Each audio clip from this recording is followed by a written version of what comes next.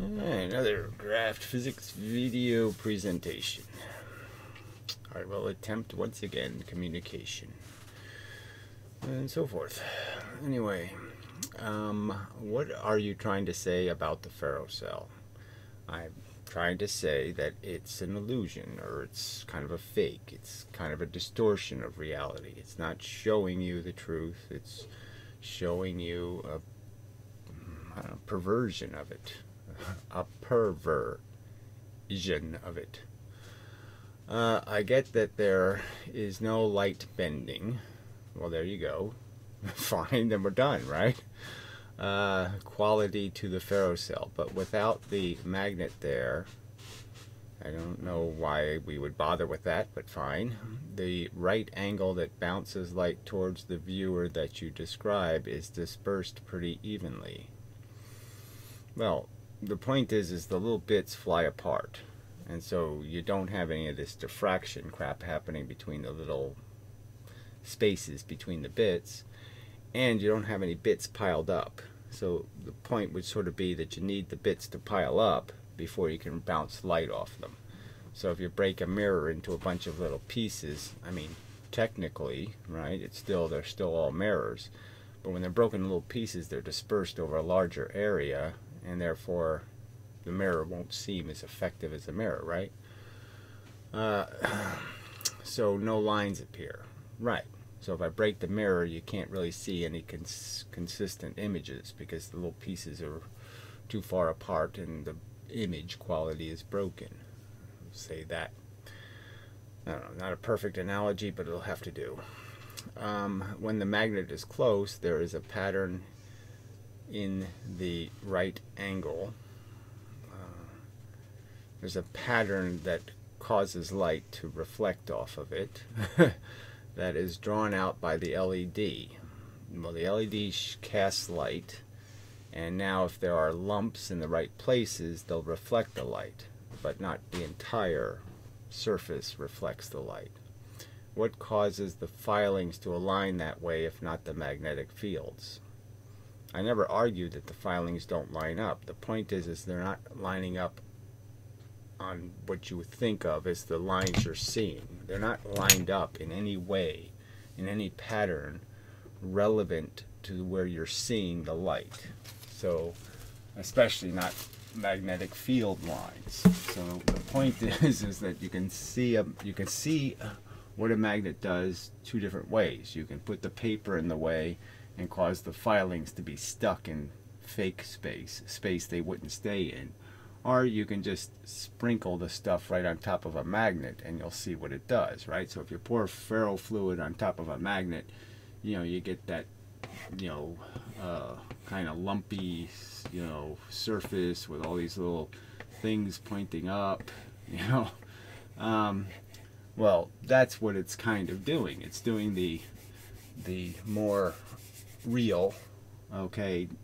So if I put the magnet on its side with the two poles, all right, you're going to get the filings are going to line up in spikes like this, in lines, okay? So they'll just do this kind of, there won't be any of this stuff, okay? They don't line up in any way like this or do any of those side lines. So one of the traditional drawings of a magnet is all these kind of lines going around like this. None of the filings are going to line up that way because they're in a free liquid, so they go right to the magnet and they create the spiky pattern instead.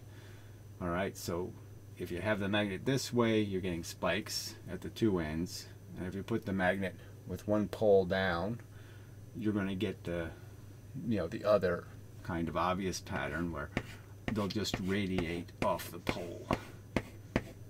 So they're all little straight lines is the point. The point is the ferro material, the little bits, do not line up in any curved lines. There just won't be any, substantially.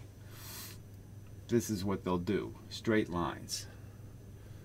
So that's part of the argument. And then the more complex argument is what happens to the light when it hits those surfaces. And from my recollection, the light is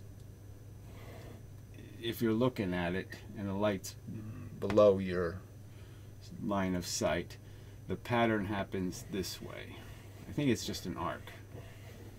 Alright, so each LED creates an arc of light. So depending on where the LED is, decides where the arc is. I think that's the way it works. And so you have these arcs in all these different locations. And obviously the ones from this end are going to create the opposite arc. And so that's what gives you this silly spirograph pattern. Alright? But the point is the arc isn't being created by anything physical here. There's no physical arc being created by the material.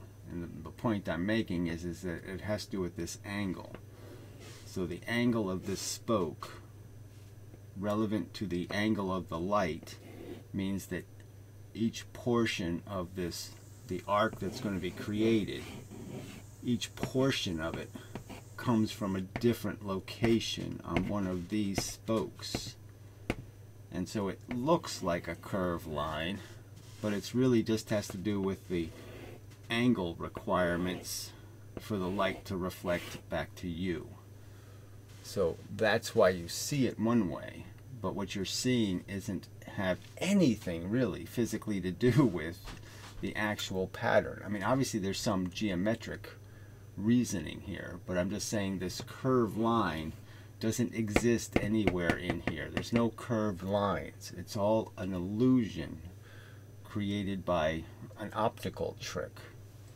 That's the point. And it's not debatable, really. I mean, again, you can look at it. I did it.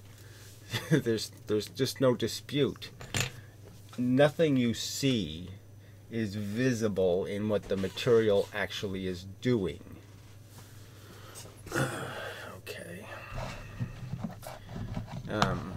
So yeah, I think that's just, I really don't want to just spend my life arguing the stupid ferrocell, but I mean, somebody else should do it. I mean, somebody especially knows a lot about refraction and all of that crap, because it's just a trick of refraction. Alright, thinking clearly too. Hey, DraftScience, did you ever consider exploring neuroscience? It's not really a thing, I don't think. In more detail as far as your channel.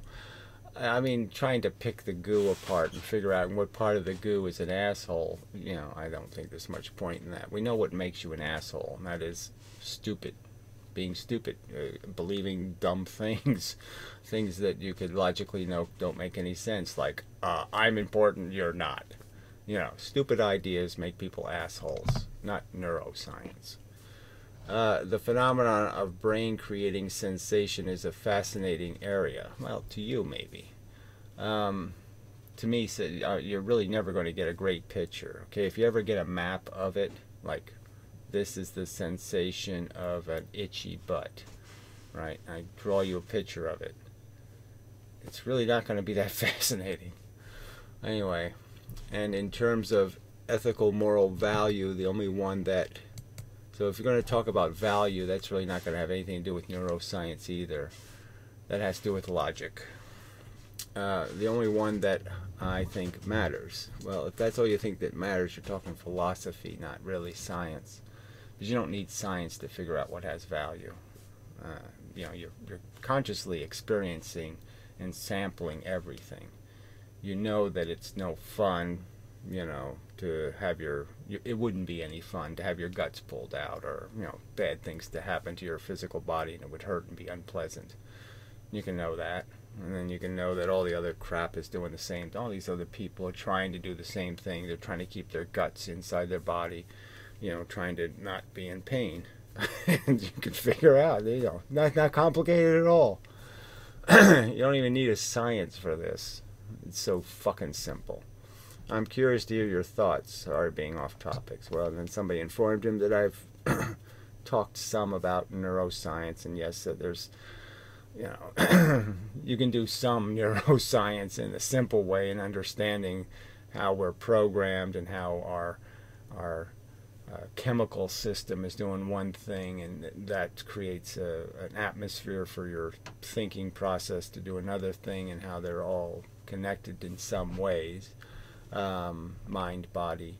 But it's mostly mind or ideas that in the end will own you, or they'll leave you an imbecile, or you won't be an imbecile.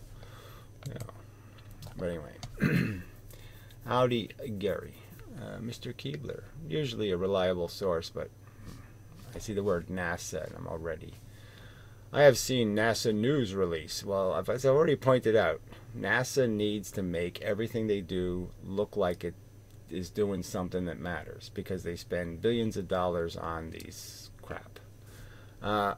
Anyway, release of their findings provided by the Parker Solar Probe.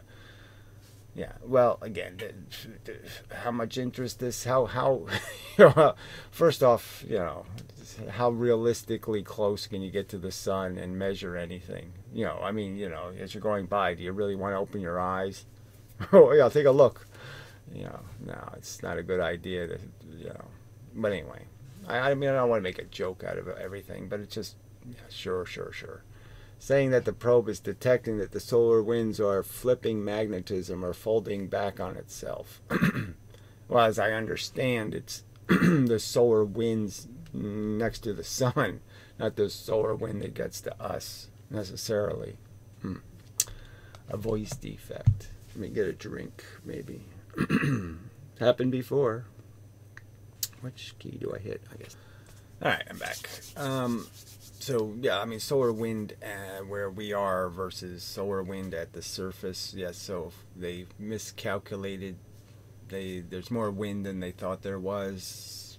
I don't know if that's terribly important, but whatever, fine.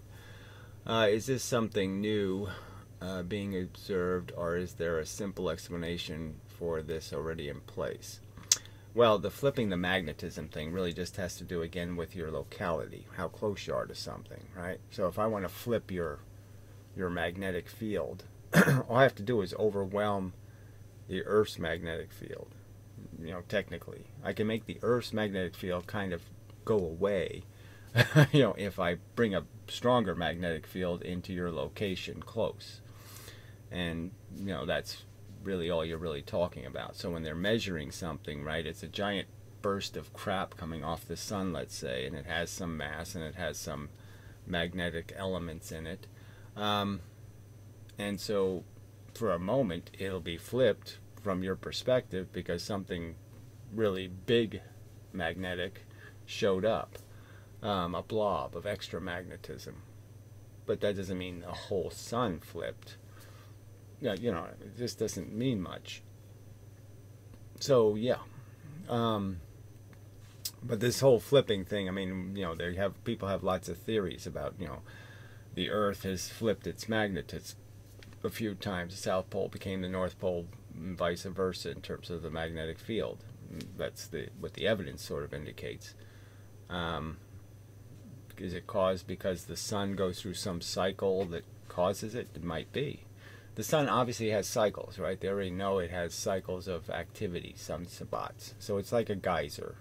Some geysers go off every 10,000 years. I mean, I was there at Yellowstone. I sat there and looked at the sign, you know, on the geyser that says due to go off in 2095 or something. You know, and you're looking at it and you're saying, wow, every 10,000 years. You know, amazing.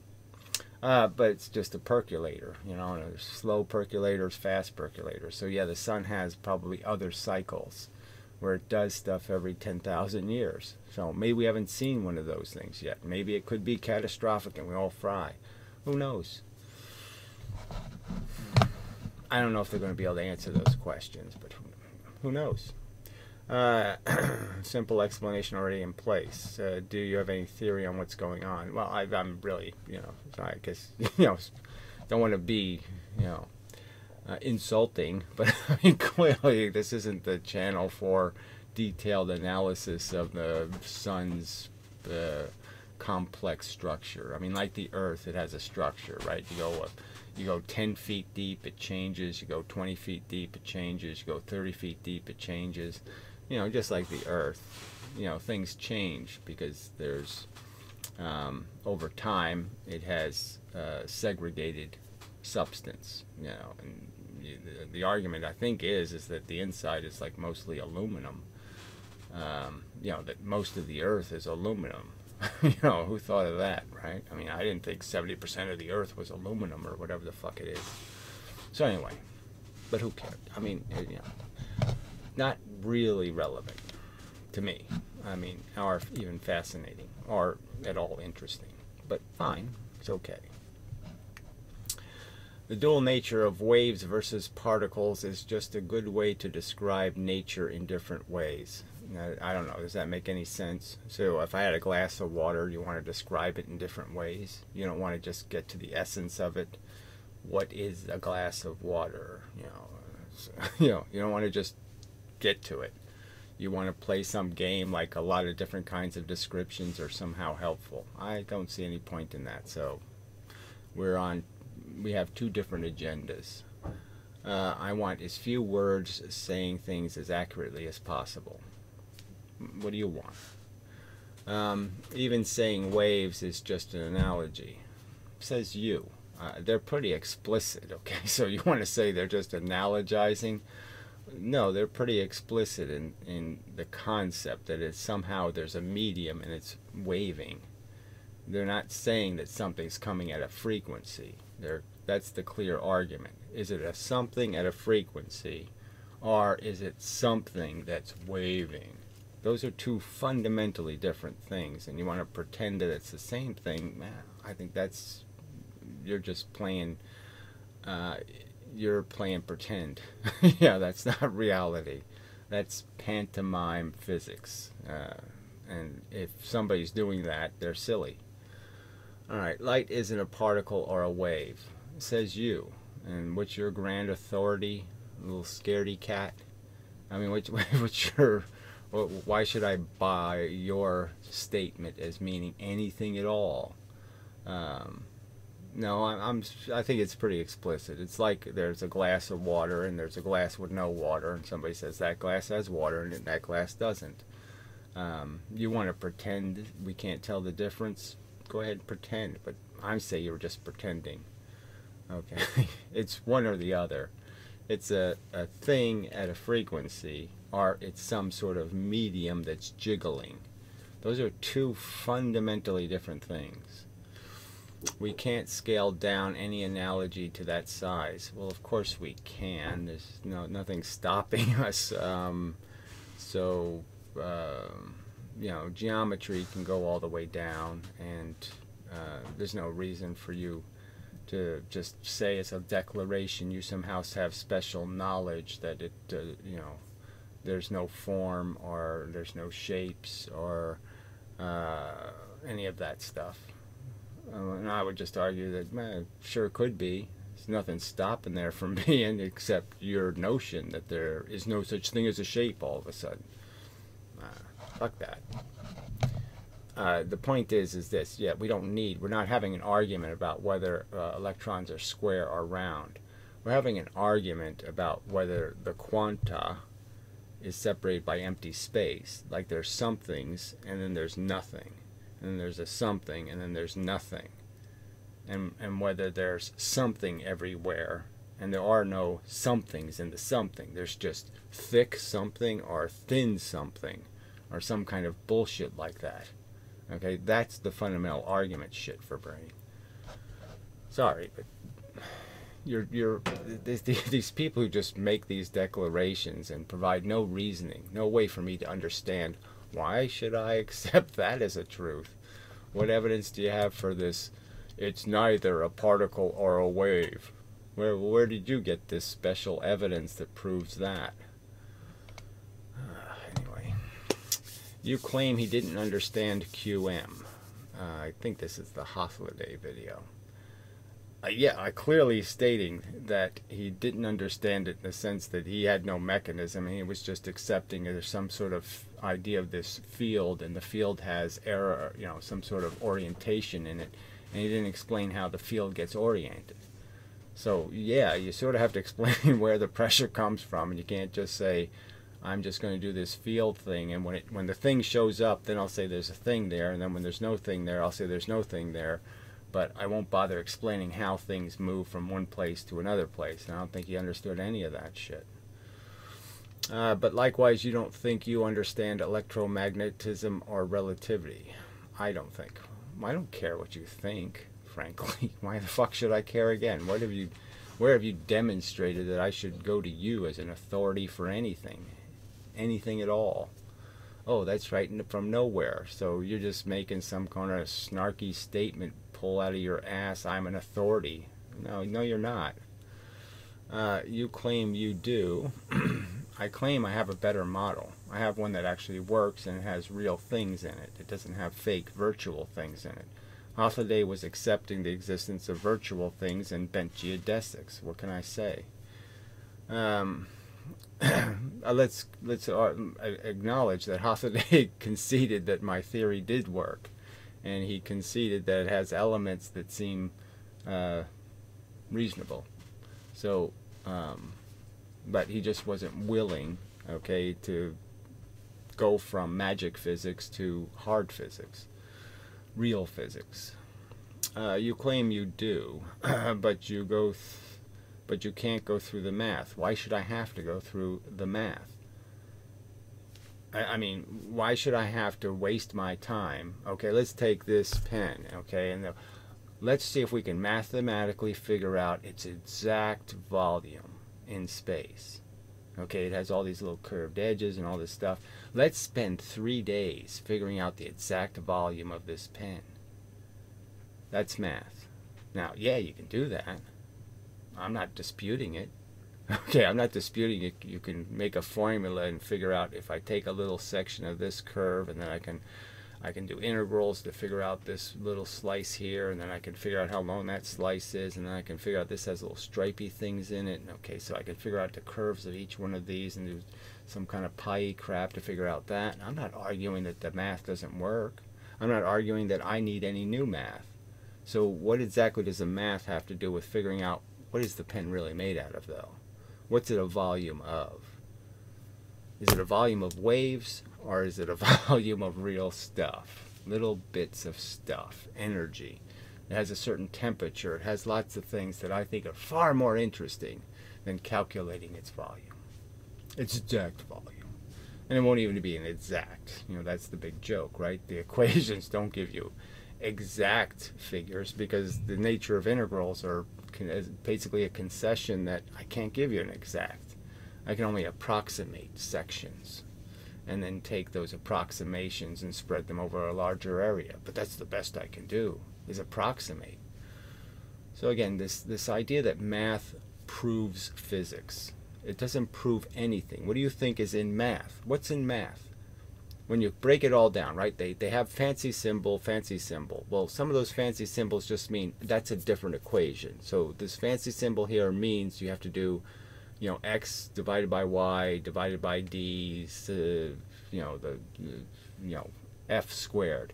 And the f and the d, they're all, again, representations of things, quantities. And the quantities are these things. It's like how far across, how long is this distance over this curved surface, you know, and that's all it is. It's real variables. So why don't you point out the math where the variables that go in are somehow different than the ones I would use, okay, and that somehow I'm disagreeing with it. But no, you won't do that. You'll just say that there's this idea of math that explains everything, and it explains nothing. It tells you nothing about how the damn thing works. It just says, I can pick a few variables, like the speed of, the frequency of a light and the distance of a slit, and I can tell you what an outcome will be. Well, I can do that too. So that's not magic. Anyway, so your understanding is just vague mush. So you think math isn't vague. So you think math is some formalization that tells you why it happens. And I'm saying that's just nonsense, frankly. So you say that math can tell you the difference between an interference pattern in radar, let's say, or jamming. That somehow you know the signal wasn't jammed. That is, you know enough about transmitting and receiving radio signals, and that you know that receivers can't be jammed by exactly the same process that you say causes interference. No, you don't have evidence of that. It's exactly the same math, asshole. You know, just fuck you people and this idea that you have a mathematical model of reality, or that it even works, that it's as precise as you claim it to be, which it isn't. Again, they don't even use Einstein's equations. First, because they're insanely take you forever to do, and then second, they really don't give you the right answer. I mean, it's close, but it's not necessarily going to be any better, okay, than Newton's answer. So, I mean, all this bullshit is just bullshit hype. Anyway. Alright, the frank truth is he's probably better off. Yeah, that's my philosophical statement. I'm allowed to have those. I'm allowed to make a statement. I'm allowed to say you're ugly. You know, it's just a fact. I'm allowed to do that. Or you smell like shit. You know, it's my prerogative. And so, yes, I'm in frank truth. I think Holliday's better off, because obviously he didn't see any purpose, and he understood quite well that life is just a redundancy. You're just looking for the next thing, the next thorn in your ass that you have to waste your time pulling out. And so, yeah, he's better off in the sense that he's dead quickly, so he doesn't have to die of cancer. He doesn't have lots of things he's free of. So I made a statement about how, yeah, if you can let go of the addiction, if you can get off the heroin, yeah, if it kills you, if that means you're dead, it's okay, because you're better off than, you know, chasing the dragon.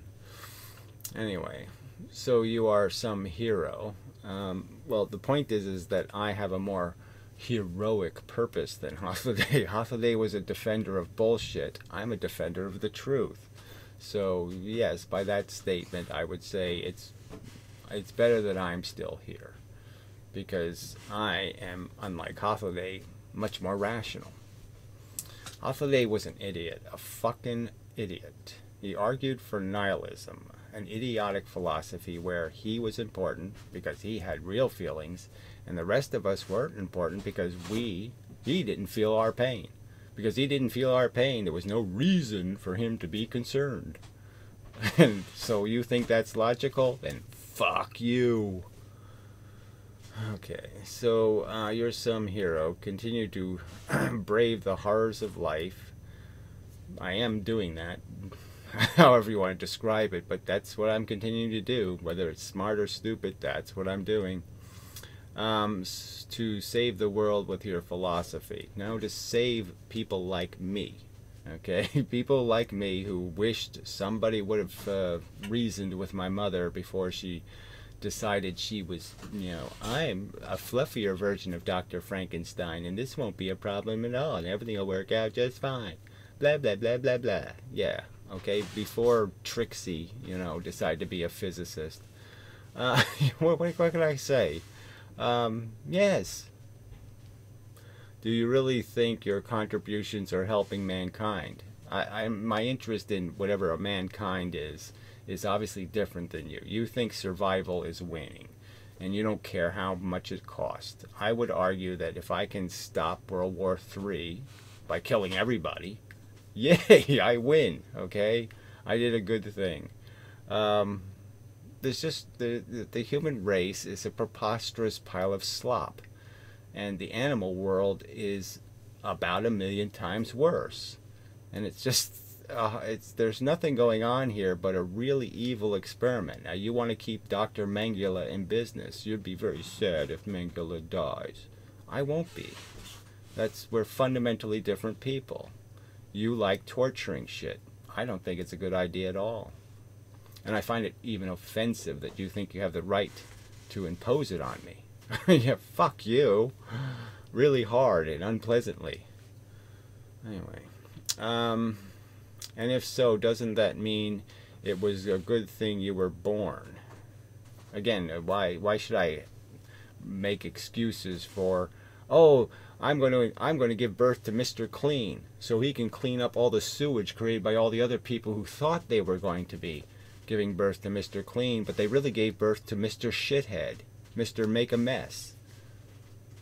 To justify the existence of one thing, you have to justify the existence of the mess makers, okay? So it's just idiotic.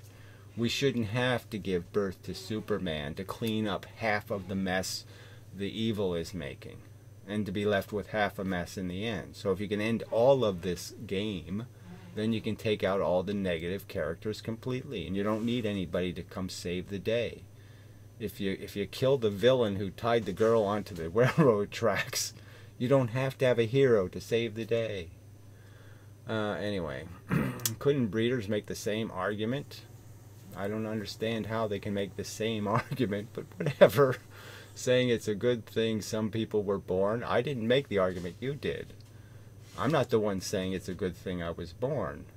I'm saying it's a bad thing that people have been this ignorant for this long and still haven't caught on that they really don't have a right to presume somebody's going to be happy eating their gruel, right? I mean, you're happy eating shit, fucking shit, shitting shit. You're happy being a piece of shit.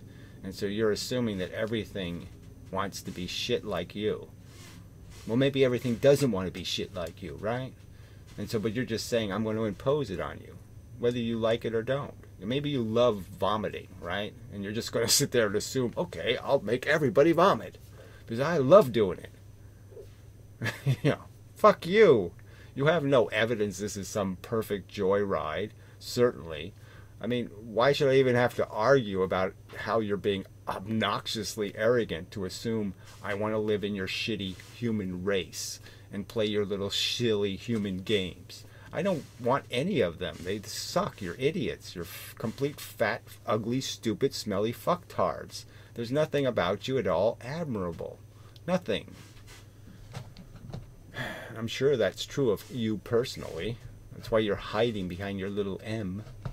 You won't show me who you really are. Just another gluttonous pile of shit. Alright, anyway. Oh, the Gelfield. Oh, charming.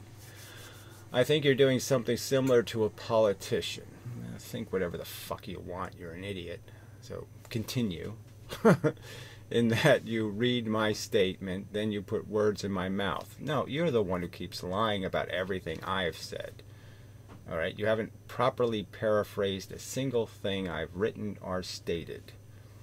Every single time you just pervert it to pieces. Every single fucking time. Alright, and then choose to respond to the words. I'm quoting you exactly. You don't do that to me. Alright, and then choose to respond to the words you put in my mouth. So again, this is just such a bogus complaint coming from such a compulsive fucking liar. An asshole who sit there and, okay, should I just paraphrase that as being baby talk? Wah, wah, wah, wah. So that'll be my response, right? Because that's all you do, asshole. Right? You don't take account for any of the words and their meaning and what the sentence actually said. You just sit there and retort with some sort of mockery. You can't make a rational argument, you useless sack of shit. Alright. Rather than what I actually wrote. So again, at least you're having what you actually wrote read, which you don't provide me the same courtesy at all. As I recall, you made videos where you had clips of me saying the same thing over and over again. And you think that's being fair. So I'm just saying that there's nothing in your actions that demonstrate any will to be at all fair. You're just a preposterous cheater. Alright, I never said that I think the universe doesn't have rules. I'm saying that what are your arguments? You're arguing against my rules as if rules are the problem. How are my rules less legitimate than their rules? You haven't demonstrated that, first off. Then second, okay, so you should start off by saying, I think conventional physics is completely wrong because I believe in God. I mean, you should just announce what you are before you sit there and tell other people they can't do these things they're doing. I'm saying it makes sense. If conventional physics is trying to find the fundamental laws of physics, then fine. I'm all for that. I think they have defined them wrong. Okay, so that's why I have a different set of rules. But yes, I think it's governed by rules. Okay, and they're not for us to decide what the rules are. We have to discover what the rules are. We don't just declare them. We reason why they should be what they are. If we're going to make a claim, we have to defend it with evidence. And that's all I'm attempting to do. I'm pointing out how their evidence is weak and how my evidence is strong. And that's all I'm doing here, fuckhead. Okay, I never said that I think the universe doesn't have rules or that I can't understand your theory unless you draw a picture. Well, you're saying that if I provide you the simulation of exactly the rules I've stated, right? I've explained the rules, generally speaking, like it's something like anyway, right? Something in the ballpark of the rules. And I've said, well, yeah, if you think about these rules, it creates a lot of attraction and a lot of repulsion, depending on whether you're using electrons and protons. It works. And you're saying that until I simulate it, okay, then this whole argument's over. All I have to do is create a simulation. So those are your own words, asshole. And now you're saying I somehow perverted them. You stated it overtly. You said somehow the simulation will prove the argument. Demonstrating the theory, describing the theory isn't good enough for you. That's what you stated overtly, asshole. I mean, you're an amazing fucking douche. Okay, anyway. You are so intellectually dishonest. So again, anybody watching this video can see who's being dishonest, right? He just stated it in another comment. Do you want me to go back to your comment? Make the simulation, as if the simulation is all that matters. And again, in the context where that's exactly what I'm doing. There's 3 different people working on it. And it's already working. It's already creating attraction and repulsion. So I just don't understand your argument at all. You're a preposterous idiot. And it's amazing that more people don't call you out on it. Well, you don't even give people the opportunity to really call you out on that pile of bullshit. I mean, an insanely wrong and evil comment in the sense that you didn't state one thing that was true in that pile of shit. Alright. By the way, I wasn't referring to crystals or trying to refute something about crystals. I don't know what you're talking about. I never had an impression that you were saying something about crystals. I just pointed out that crystals can do certain things. I was literally describing your theory as it's written on your website, and I pointed out how the website is not finished and complete. I've pointed out in videos how, yes, I'm still working on the language, and right at the moment, because of working on the simulation, I'm still trying to figure out the exact mechanism, you know. So that's why the channel is called Draft Physics, is because, yeah, it's you know, I don't have every single place to put the proper dots in the I's and all that kind of stuff and finish the statement. Your website literally has drawings of twans. So again, you think that's productive? Anus face. Okay. Getting into square orbits. Yeah, and if you read the text, what does it say? It says a circle is really just 4 right turns. That's what it says. And why does it say that? Because it's just trying to explain that you understand, people intuitively, I mean, they quite easily can understand orbits. Something orbiting. Right? So they can understand a circular trap, in a sense. If I was to argue that the Earth is trapped in an orbit around the Sun, a lot of people could get that. The Earth isn't going where it would go because it's stuck going around and around and around and around. It's clearly a trap. And I was just explaining that a trap can be even more simple. It can just be 4 right turns, or it can just be back and forth. And so, again, there's absolutely nothing integral about me saying it has to be a square. I'm just using a simple square as an example of something that can be a perpetual trap. that if I just give you 4 right doors, doors you can only open the door that turns right, that you'll be stuck in that thing forever. I mean, fuck, you're an idiot. All right. The text says this literally. Well, then why don't you quote the text? A drawing of how matter is formed. So that's another huge lie. There's no argument about how matter is formed in the text on my website. None whatsoever. That's just a lie. Okay. You say it's formed when force bits, aka twans, get into square orbits. Another lie. That's not what I'm saying at all. I'm explaining how force gets trapped in matter. Now, it gets trapped inside of electrons, I'm arguing. I've used a boat analogy for that. But it also gets trapped between the boats. So the traps are in the different configurations of matter. And I'm clearly arguing that, yes, when you arrange matter, you've essentially created a bunch of traps where energy is moving in circles, or it's moving in squares, or it's moving back and forth, but it's trapped. It's not getting where it should be because it's stuck inside the atom. I mean, that's clearly the argument.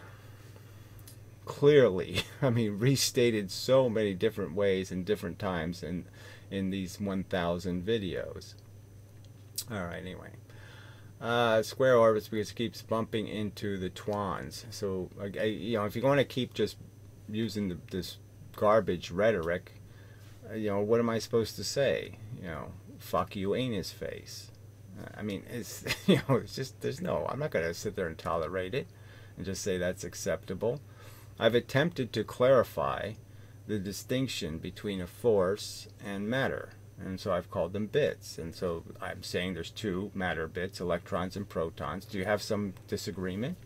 And I'm saying that the force is also likewise polarized or differently abled. Okay, there's force bits, A bits, and B bits. All right, and they interact inversely with the A matter and the B matter. And you want to just mock it by saying twans. Well, that's your prerogative. But you're saying I'm supposed to respect that argument?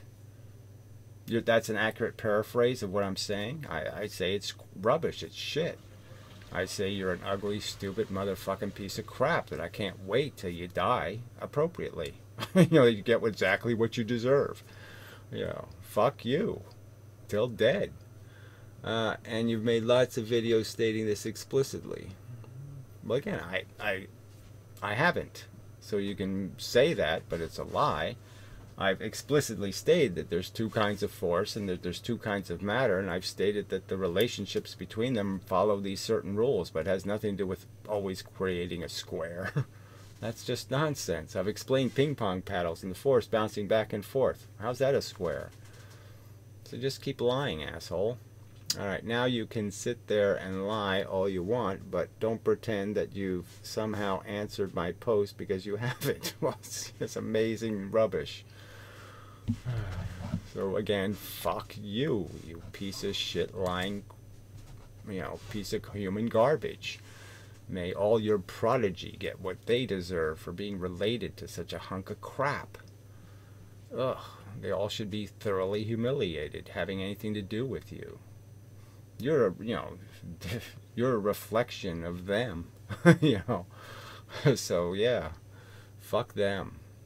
They should clean up the mess that you are. Okay, yeah, I'm still not hearing a single reason why particles would get into square orbits given your rules. Well, if there is a right-hand rule, it seems kind of obvious. So he doesn't understand that 2 things can reflect this way, or they could reflect this way. So that he doesn't understand. So he doesn't understand how that right angle could possibly be made. And that there could be a rule that when the 2 things hit, that it tends to go in a rule where the boat goes this way and the force goes that way. The thing that hits the boat, so to speak. So he's saying he knows that. He knows that, well, how could you possibly have an elemental rule? Well, there's clearly an elemental rule in the physics. The right-hand rule. There's already rules in the physical universe, and you're saying they happen, why? Because God says so? there's no physical rule that could require something to do that. It has to be because God did it. What's your counter argument, fuckhead, that there's no rules? Again, you're saying it pretty much, right? You're saying, how can you establish a rule? I'm not establishing the rule. I'm explaining why there is a rule. I don't know. You can say it's common sense that only you seem to have. So I don't know. I can't even imagine what that means. I mean, other people do understand the theory, so let's not pretend everybody's as dumb as you. Okay, that obviously it would just work out that twans that bounce perpendicular, obviously if they bounce perpendicular, they're either going left or right. So, and as I've made the point, I mean, the trap doesn't have to be a square. I've drawn these pictures. So again, you're just such a fucking liar, because I've drawn it. The whole point is it doesn't, something doesn't get from point A to point B, all right? And so why doesn't it get there, and how doesn't it get there is the only argument being made. What changes the universe? Things change when there's something in here, okay, that causes something that this thing would have gotten hit by, but this thing instead absorbed it, moved, deflected it. I mean, there's lots of ways it could get rid of the thing that was going here. Cheap, shitty chalk. Well, this board is a piece of crap. Anyway, it's just film, actually, so not as nice as I thought it would be. But anyway, I mean, a whole dollar. You know. So yeah, so the point I'm making is that you could say this force could hit and it could reflect back. But you could say there's also rules that if this thing is moving a certain momentum or something else, that this would be the reflection. And the boat would move this way. Okay, and that takes care of the idea of a force hitting a force. And so this obviously isn't going here. This is where it should have been. But I could put something inside, like the heat inside the earth or the heat inside the sun. They argue that it takes 1 million years or 2 million years. Anyway, for a photon is made here in a nuclear reaction in the sun. And it actually takes it 2 million years, okay, bouncing around off of all the shit in the sun. Bouncing, bouncing, bouncing, bouncing, bouncing, bouncing, bouncing, bouncing. Now you don't understand that's a trap? It's not square, but it's still a trap. It doesn't matter whether I go left and I go right and I go left and I go this way and I go that way. It doesn't matter. It's a trap. I just gave you the simple description, the simple trap. Oh yeah, that's a trap. I can understand cul-de-sac kind of thing. That's a trap. Okay, but then this is also a trap, just back and forth between two walls. So I've given examples of all kinds of traps. So it takes 2 million years. The photon is trapped for 2 million years before it finally, oh, I got out of the sun. I don't think that theory is silly. I think that's probably about right. And the same thing's happening inside the Earth right now because of gravity. The Earth is being pushed in 2 different directions, the stuff inside. And so this stuff is bouncing back and forth inside the center of the Earth, and that heat takes a really long time to get to the surface and escape. There's photons, so to speak, inside the Earth that are bouncing around. Fucking idiot. Anyway. Okay, apparently not many people don't... Let's see, just a claim. Let's see, where were we?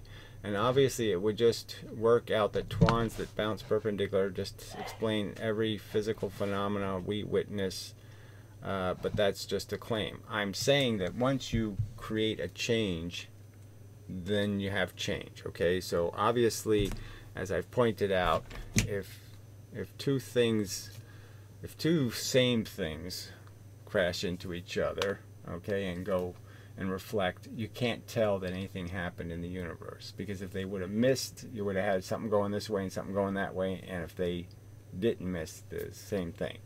But if this happens, well, then the universe does change, right? Because now there's stuff going this way and this way instead of this way and this way. So you can tell the difference between hitting and missing. And then obviously if they're different colors, it would change the universe, in the sense that the black thing is now going this way and the blue thing's going that way.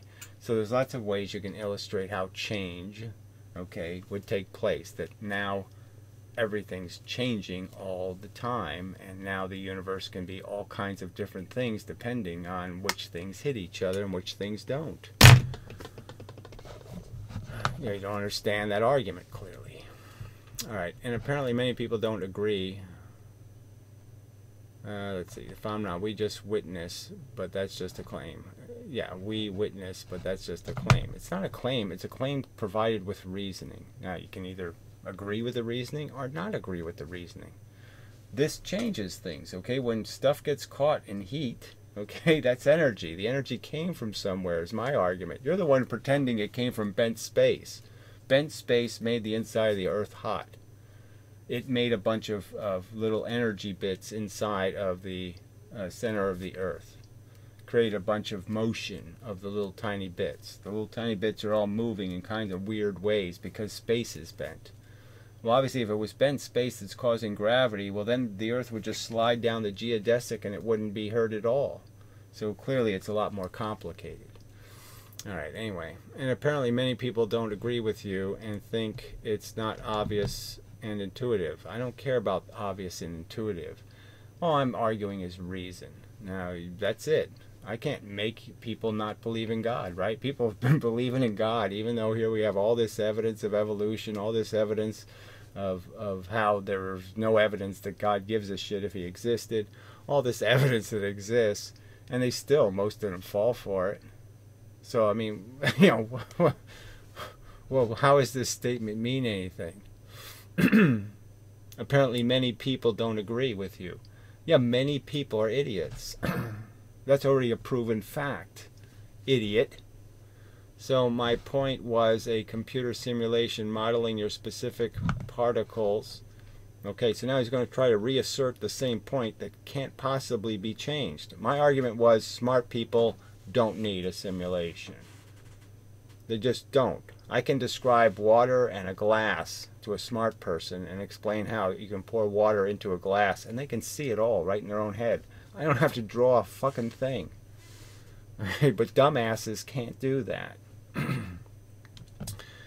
So my point was a computer simulation modeling your specific particles, not the one that was posted a month ago, which did not model your Twan particles, but instead modeled something else that didn't display the properties you said it did.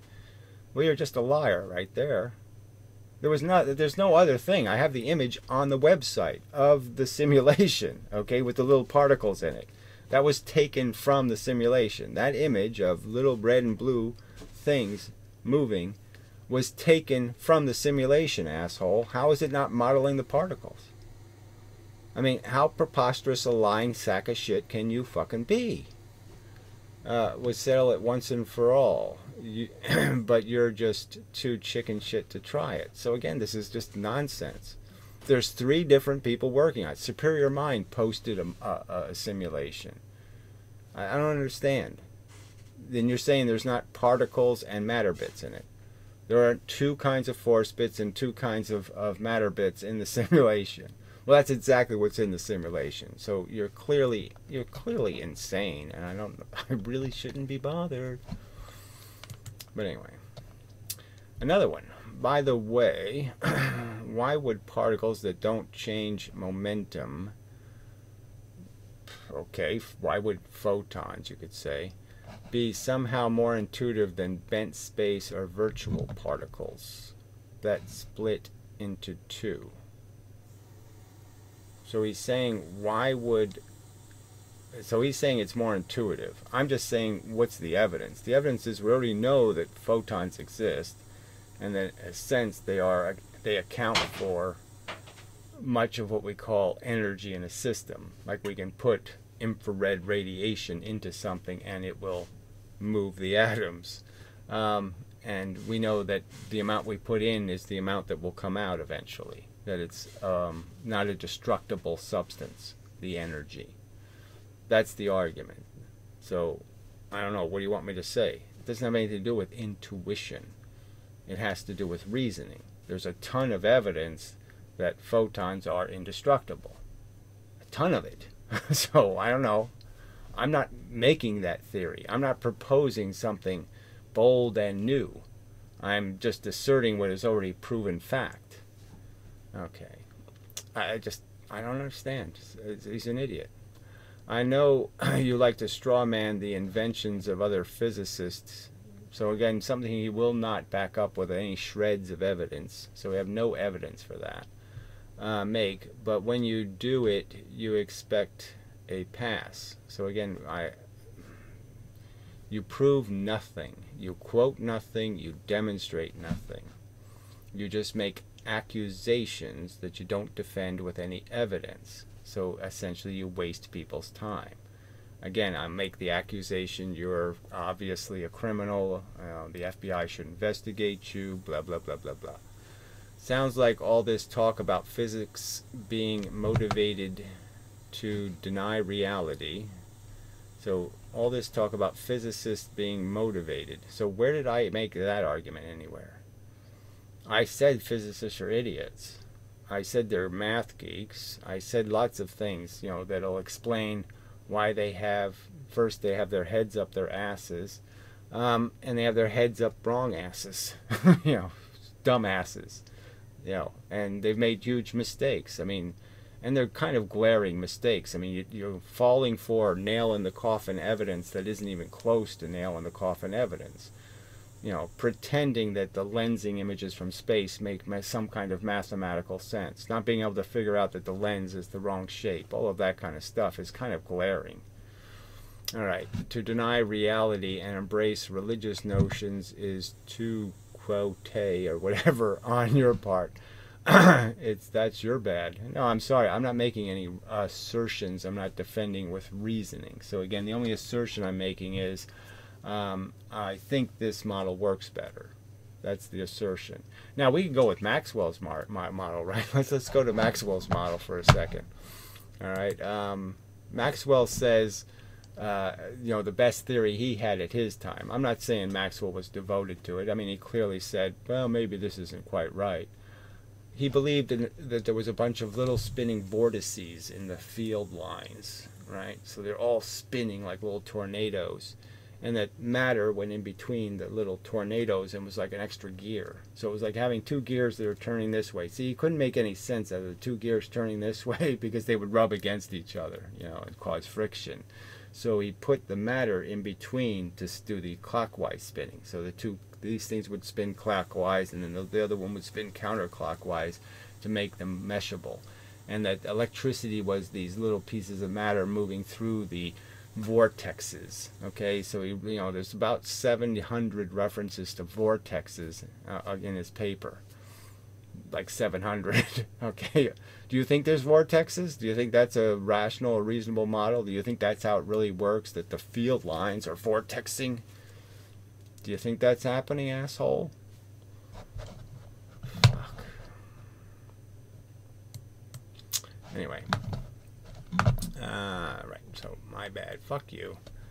Gelfield. Images. Oh, so it's a Maxwell image. Yay. Of Maxwell's equations in whatever, Heaviside Forum. So this doesn't say anything to a rational person, but we know these variables, what they represent, right? We know they represent a size of a surface, the density, how far away it is from the magnet, what can be predicted about the density, like how much of the energy is going to be hitting the surface, how much of the surface is going this way versus going this way, right? Because it can't hit surfaces going, this way. So if there's part of the material's volume that turns, I mean, obviously you can sort of understand, oh yeah, it's only going to get this much exposure, right? That's all the sun you're going to get. So if you're shaped like this hand and you go out in the sun, well, you're getting less rays of the sun if you go look this way at the sun rather than this way at the sun. That's all that's in these equations, okay? There's anything more profound than that. There's just measuring lengths, measuring angles. That's all that's in these symbols. So he presents these symbols as if these symbols are in themselves numbers. Like I could just replace that upside down pyramid with 5. And I could just replace the D with 10. And then I could do the math. And they're not even math, right? It's a dot product. So it's it's a vector equation. And then the other one's a cross product. I mean, they're not even real math. I mean, that little x doesn't mean times. It means it's just some sort of cross product. Like this is perpendicular to that. So this is how is this proving anything? They are demonstrating anything about the fundamental function of the universe. It's not saying a damn thing. Ugh, pathetic. Please point to where these equations are just angle theta. I already explained where the angle theta part comes in is when they do about 10 million different derivatives. So all these other, see, when they say Maxwell's equations, they really don't mean Maxwell's equations. They don't keep them in the form Maxwell wrote them. They transpose them into lots of other forms and use them for lots of other things. Like Einstein used Maxwell's basic form of an equation for his field equations, for his tensors and all that kind of crap. So let's not play a game that the equations aren't used for a purpose. And my only point was, is the only part of the wave thing that makes any difference is a real wave. Where is it a real wave and where is it just a frequency? So yes, in Maxwell's equations, you can't even find the frequency except for in one of the equations in one of the derivatives, because it really doesn't work. One's working with alternating currents and the other ones aren't. So most of the equations don't have anything to do with frequency. So again, you're saying there's a wave in all of his equations. Well, no, there's no waves. You're the one making the assertions. And what's in his model? What's in his actual model? Vortexes. Do you think there's any vortexes in the math? No, there's no vortexes in the math. I mean, you're an amazing asshole. Okay. What is all this? What is all this? The same asshole again. Oh, about the puzzle comment. The two envelope paradox. It's a paradox of some kind? I didn't realize it was a paradox. I guess the paradox is you don't explain what the fuck it is. It's so stupid. It's not just a puzzle. I don't know. What was magic about it? You have two envelopes. One envelope has half as much money in it as the other envelope. Alright, what's paradoxical? I give you one of the envelopes. You look inside. And then I say, you want this envelope instead? What's the paradox? You're still doing the same thing. You haven't learned anything. Except, hey, this might be a lot of money. I can make more. That's all. I mean, but there's still the same decision to make. Keep what you get or risk it to get half as much or twice as much. I mean, this is so idiotic. It's actually a demonstration of how wrong your intuition can be sometimes. Well, did you demonstrate how my intuition was wrong or something? But again, who cares about intuition? The whole channel, I'm spending all of this time trying to give you complete explanations of exactly why I think something. There's absolutely nothing being dogmatically stated like, oh, I have always, always, always wished that. And even if I said that, I'd be saying it honestly, like, yes, that's what I've always thought. I've always thought the explanation should be reasonable in the sense it should make sense to my sensibilities. Yes, the universe should make sense. So that part I've accepted, that yes, I have a bias in the sense that if you can give me an evolution theory, yeah, I'm certainly not going to believe in God. But I wasn't going to believe in God even without evolution. I didn't need evolution to know. The God thing sounded completely silly. Like, just as silly as Santa Claus and Easter. It sounded like a story just made up. It didn't sound like it has any integrity. Like anybody ever proved the existence of the God or any of that crap. So it sounded ludicrous and preposterous. That's my bad? You know, that I'm able to, I have some sort of capacity to smell bullshit. Even when I'm really far away, I can still smell it. Anyway, How much time do I have here? I don't want to... yeah, let me check. I'm probably in trouble. Alright, we still got time.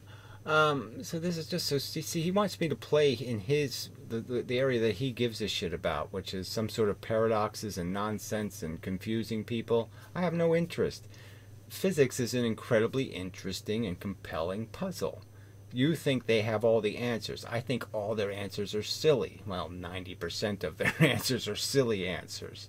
Okay, they see a little squiggly line, bend a little too much, and they decide, well, that's a new particle. We'll call it a positron. And we don't have enough stuff coming out of this one experiment, so we'll just say they're invisible neutrinos. I mean, I think that's silly science. I think they haven't answered the puzzle. So they have a problem. Something doesn't add up. And they've come up with solutions like dark matter. And I'd say, no, it's a silly answer to why there's a problem with the movement of stars and galaxies. The real answer is something else. That's a silly answer to the problem. So these are puzzles, and I'm saying there's lots of these puzzles in physics, and they're very intriguing. So why would I waste my time on some stupid money envelope paradox? Why would I waste a single neuron on that crap? It doesn't have anything to do with reality. It doesn't have anything to do with answering any questions that could possibly matter. It's just a waste of somebody's time. It's like you're building a maze and trapping yourself in it and saying, oh, I love doing maze games. Well, fuck that. I want to answer real questions, questions that could matter. You're wasting your time answering questions that can't matter. Difference between me and you. Okay, you should research it sometime. Why? Terribly uninteresting, I would argue. It might take away some of your hubris. So again, my hubris is in what sense? I'm not stupid enough to believe that the two-slit experiment is nail in the coffin evidence of anything, or stupid enough to think you can see Einstein rings with a lens that's the wrong shape. Look at it this way. Suppose you have a super duper magic 8-ball. So he's just doing in more analogies in his goofy world rather than trying to make them relevant to somebody who has some reasoning skills. And it somehow always tells you the truth no matter what. So anytime you have a petty online dispute, or you want to defend a philosophical or scientific position while throwing around petty insults, well, that's all you do, asshole. You can refer to the magic 8-ball, and since it always tells the truth, you can argue from the fact that it always is right. So how does this have anything to do with anything? Again, I spent extensive time on this website, this video site, explaining why I'm convinced. I don't say the 8-ball told me so. Alright, in other words, you don't have to defend your position with evidence or anything. It's all I do is spend my time defending it with evidence.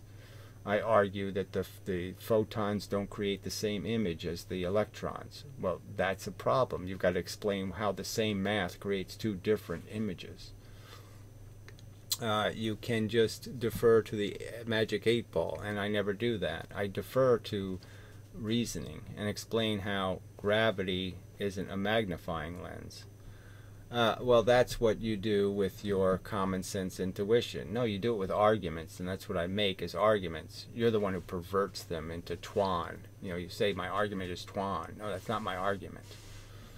Okay, because your common sense intuition is always right. So again, more nonsense about intuition as if I'm just arguing from it seems to me. No, that's what Pyrrho does. Pyrrho goes, it looks like. Parameciums look like they have a brain, so they have a brain. And Pyrrho defines looking like you have a brain because you go like this. You get upset. So, you know, you move fast, therefore you have a brain. Even when it conflicts with lots of other people's common sense intuition. So again, if that's what you're basing it on, then there's no point in having the conversation. Physics isn't going to be intuition. I've already read the quotes from people like Maxwell and Faraday. Yeah, that doesn't work. Those are blind alleys. You got to be careful not to go down those. you can just appeal to your own common sense intuition. So again, I don't appeal to any of it. I'm asserting it overtly. I've made the arguments. You're the one who says I should just trust LIGO. Trust everyone who talks about interferometers because they know how they work. And yet I can't get a single one of them to draw a picture of where what happens to the photon in the interferometer. If I put a photon in an interferometer, what happens to it? Where does it go? Where does it split into wave functions? Where does it interfere? Where does all this bullshit happen? Gut feeling, and you know you've won the argument because of how all... Of course, all anybody needs to do when arguing with your magic 8-ball is demonstrate that the magic 8-ball is wrong at least some of the time. So if I'm wrong about one thing, I'm wrong about everything. Is that what you just said? No, it was Einstein who said exactly the opposite, you know. I says all you need is one piece of evidence demonstrating it's wrong and he's in trouble. And the fact is Einstein creates lots of paradoxes that don't make any sense. If all velocities in motion is relative, then who ages in the twin scenario? You can't tell whether the twin who left actually is undoing their velocity. They're leaving a planet that's moving, and now they're undoing the velocity. So they're the ones that are supposed to be aging, and the one on Earth is the one that's supposed to stay young. How can it be both? No, it can't really be both, can it? No, it can't. All right, that's an argument, by the way. You know, just pointing out, when you point out the paradox, you're making an argument of how your arguments are flawed. Your arguments have holes in them, gaping ones. Okay, and that weakens every other argument you've premised on that fact. Well, I clearly argue that, yes, everything you've premised on silly declarations. You got plus and minus wrong, right? Benjamin Franklin got it wrong, right? You're going to deny it? And did they change it or fix it? No, they didn't. They have some notion because of Benjamin Franklin and now Maxwell's equations that current moves one way and voltage moves the opposite way. Do you think that's really what's happening? Do you really think so? You really think that when electricity is going through a wire, there's one thing moving one way and one thing moving another way? So to me, it's highly relevant in philosophical discussion if there are these things called paradoxes and puzzles that seem to defy common sense. So again, who cares about anything called common sense?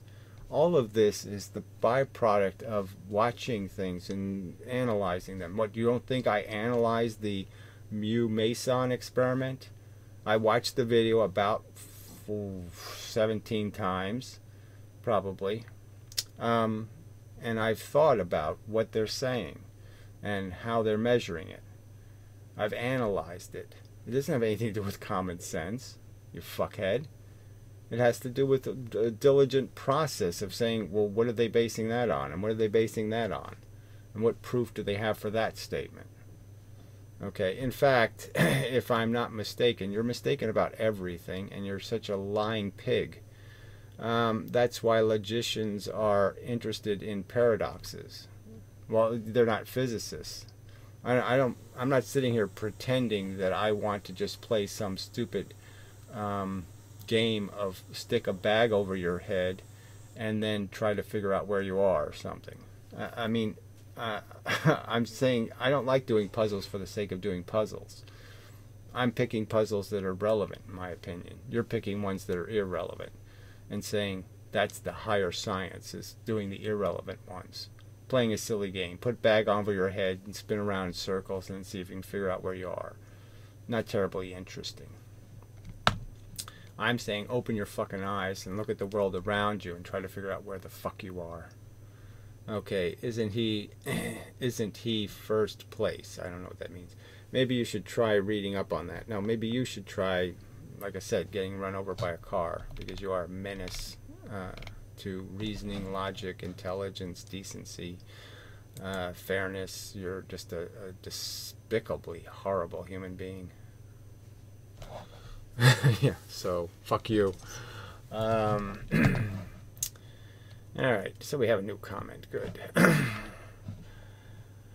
I've been thinking about your theory and trying to formulate it mathematically.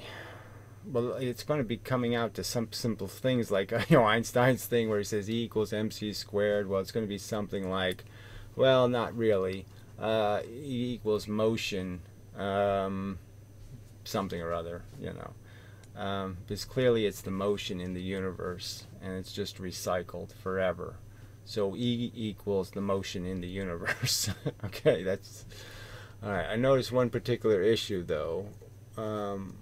Why you describe attraction from opposite charges is the exact same mechanism behind gravitational force.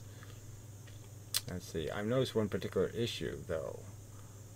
Way you describe attraction from opposite charges is exactly mechanism behind gravitational force. Well, it's really not, but okay, whatever.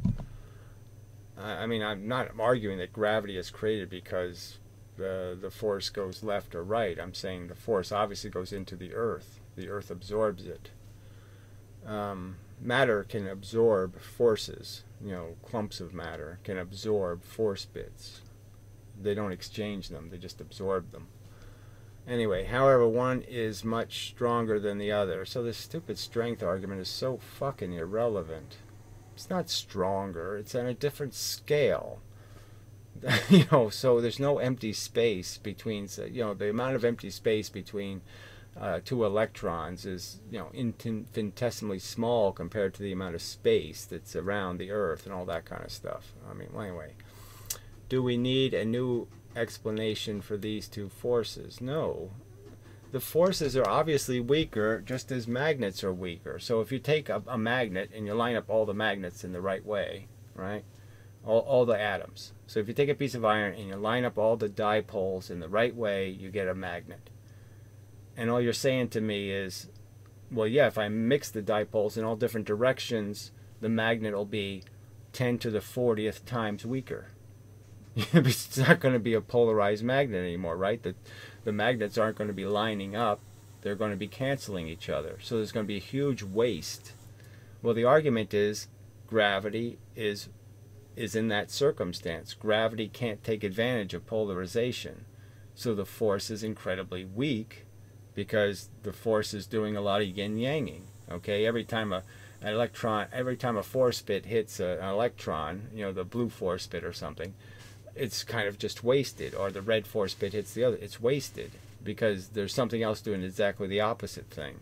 So it's incredibly inefficient as a magnet, you could argue.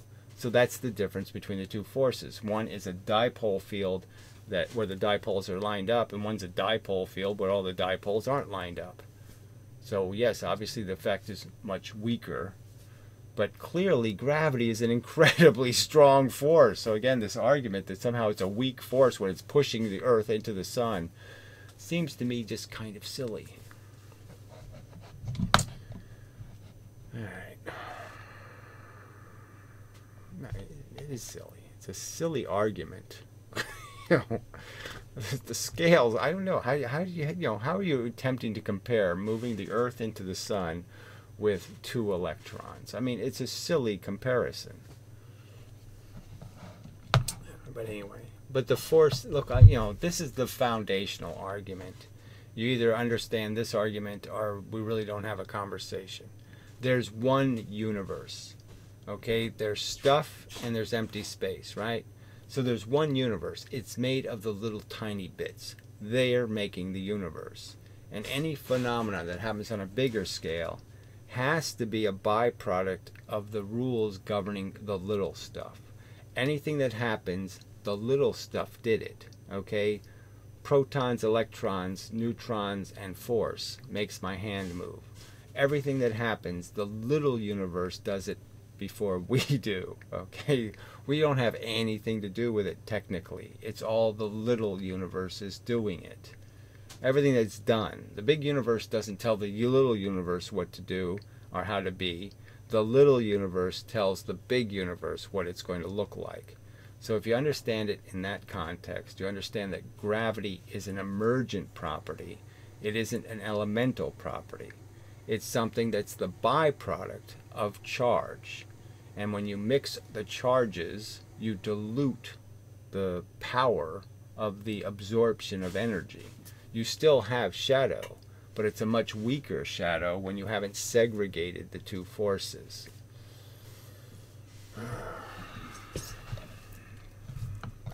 Maybe, is there hope that people can understand? So I'm just saying gravity's not an elemental force. The elemental force happens between electrons and protons and the force. They're the smallest boats, and they'll make the bigger things move. So some way, the city, is the streets and the cars and all that, it's made of the individual little bits. It's not the thing that's, the city doesn't make the cars move. The cars make the city look like it's moving. I don't know how to say it. But it starts with the rules. The subatomic rules are the only rules.